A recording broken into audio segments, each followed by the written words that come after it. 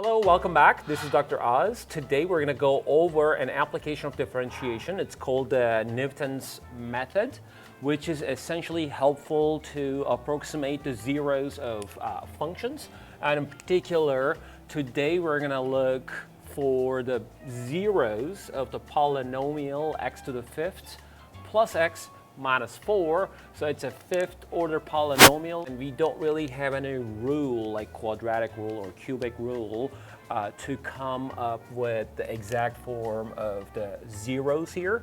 So for that reason, we have to rely on to a numerical method. So what we're going to do today is that we're going to try to apply the Newton's iteration method until we get the error to be less than 10 to the minus 3. So in other words, we're going to apply the Newton's iteration method until two successive approximations differ by less than 10 to the minus 3, and then find the zeros to 3 decimal places. We're going to compare our finding to what a graphing utility provides us, and we're going to sort of like compare these results. But before we hit the road, why don't we sort of like summarize what the iteration method is. All right, here's the guideline for finding the zeros of a function. Let's say like c is a zero of the function f, which means that f of c is 0. We don't know what c is, but we want f to be differentiable on an open interval containing c.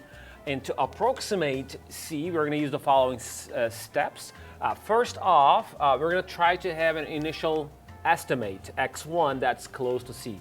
Well, as I said, we don't know exactly what c is, but we should make our initial estimate as close as possible to what we're looking for. If you're too far away from the 0, then probably this technique is not going to converge. And at that moment, we can just stop it and then restart with another initial estimate. And the approximation goes like this. So you have, let's say, x1. You start with n equals 1. So x2 is going to be x1 minus f of x1 divided by f prime of x1. And once you have x2 coming out of this right-hand side, you keep iterating, and you start with n equals 2, so this becomes x3, this becomes x2, this is f of x2 and f prime of x2. So it's sort of like iteration means that you're doing evaluation at every step, so that once you start with x1, you sort of like build up x2, x3, x4, x5, x6, and so on. And when you look at the absolute value of the difference of two successive approximations, that's somehow related to your accuracy, okay? And xn plus 1 hopefully is going to be the final approximation. And if that accuracy is not good enough and you're going to stop, obviously go back to step number 2 and calculate a newer approximation, or you go even back to step number 1, change your initial estimate x1 and then redo step number 2. So then check for number 3 for the desired accuracy. All right, here is the graphical outlook of the fifth order polynomial, x to the fifth plus x minus 4. As you see that the blue curve crosses the x-axis at only one instance. That's in fact our x-intercept. And you can zoom in and then get closer to that point. As you see that this is the zoomed in version of the graph. The root is somewhere in between 1.2 and 1.3. Let's see if our approximation technique is going to give us something around that number. And in the next slide, you're going to see that I'm going to choose my initial estimate x1 to be around 2. We're a little far from the 0 of the function because 2 is far, and then as you see that 2 is far here, as you see that the corresponding function value is high enough. So, but what we will check if the Newton's iteration technique is going to take us all the way to somewhere close to the 0 of the function. All right, here is the table that I recommend you to have a similar form of that when you work on Newton's iteration problems. So as you see that the first column is talking about the number of iterations, so start from n equals 1 and then we go all the way to iteration number 6. And the second column is the xn's that we come up with. So hopefully those xn's well, x1 is going to be the initial estimate that I'm going to make, which is 2. And then, as you see that, it goes all the way down to the desired root, hopefully. And the last 4 columns are meant for the Newton's iteration, because this is sort of like the xn plus 1 in the Newton's iteration. Let me just write it here. Xn plus 1, in fact, in the Newton's iteration comes with the form xn minus f of xn divided by f prime of xn. And in fact, in this column here, in this column, and in this column, I sort of like calculate those, and eventually xn plus 1 is the difference of xn and that ratio here. So, so xn plus 1s are sort of like listed here.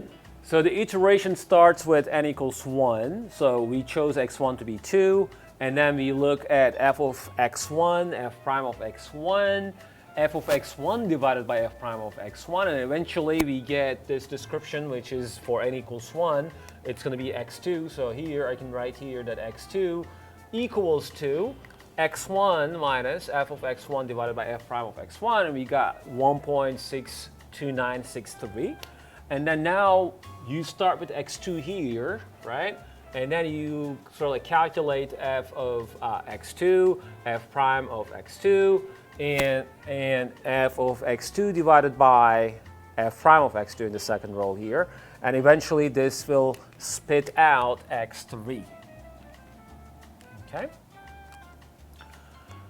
And then we just keep going. So now next thing is like starting the third iteration by starting with x3. So x3, f of x3, and so on. As you see that, if you just keep going, after 6 iterations, you get closer to 1.22634. In the meantime, you can in fact check the accuracy of the approximation, and then you may have another table for the error. I call it error or accuracy. Okay, so for each step, so in the first iteration, n equals 1, you get this difference, x2 minus x1, to be 0.37037, which is not less than my threshold number 10 to the minus 3.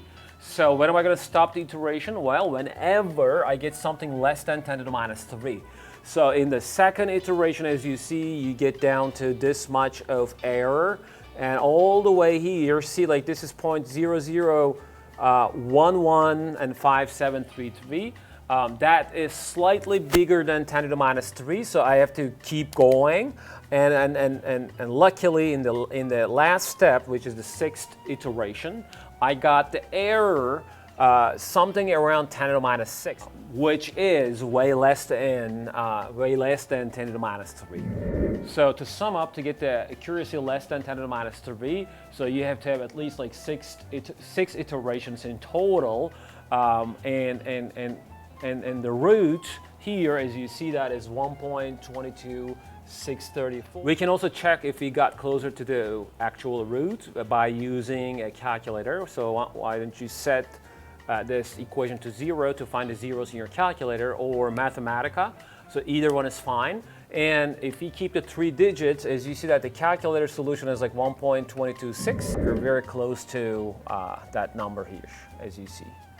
And we wanted this iteration to be precise to the level of 10 to the minus 3. That's why we kept 6 iterations. But as you see, even at the 4th iteration, you get very close to the actual calculator solution.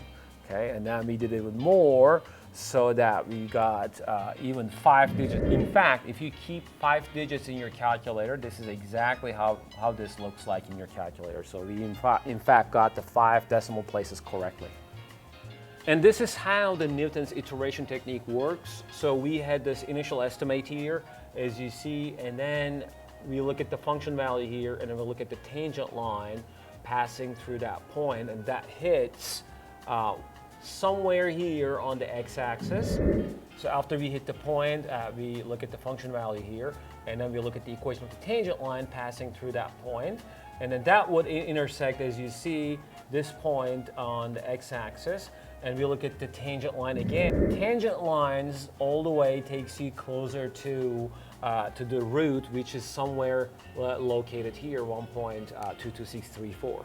Okay, so so this is a nicer example in a sense that even if you start far away from this point, and the Newton's iteration is going to take you all the way to the root, because the tangent lines cross the x-axis every iteration closer to where you start, to the root, to the zero of the polynomial. And now we can ask another question to ourselves. What if we got the initial estimate to be 1, which is located on the left of the actual root, which is 1.22634. So in other words, we're going to take x1 to be 1, as you see, and then we're going to run the same sort of like algorithm. The goal here is the same after you apply the iteration technique. We want to have the difference of two successive approximations to be less than 10 to the minus 3. So in this case, in fact, we only had to go for 4 iterations in total to get the desired level of error. And as you see that we hit the same number here, 1.22634, after 4 iterations, because obviously 1 is closer to the actual root than 2. So that's why we had more iterations to start with. So that's why I said in the beginning that if you get closer and closer to the actual 0 with your initial estimate, then the iteration technique is going to converge faster. The total error that you make here is at the level of 10 to the minus 4, which is less than 10 to the minus 3. So now what happens in the graph, as you see, we start with 1, as you see, 1 is here, right? 1 is here. So then you look at the tangent line at this point, that's going to shoot you all the way somewhere on the right-hand side of the root, even though you started on the left. And then you look at the tangent line here, and then tangent line shoots you all the way down somewhere here that's pretty close to the root. As you see that with 2 shots, we got very close to the root, whereas in the other case, we had at least 3-4 shots even to get closer this much to the actual 0 of the function. All right, I hope that I have shown you the importance of the initial estimate in the Newton's iteration in terms of how fast the algorithm converges or iteration converges. And that ends the video. Thanks for watching. I'll see you in another video. Bye.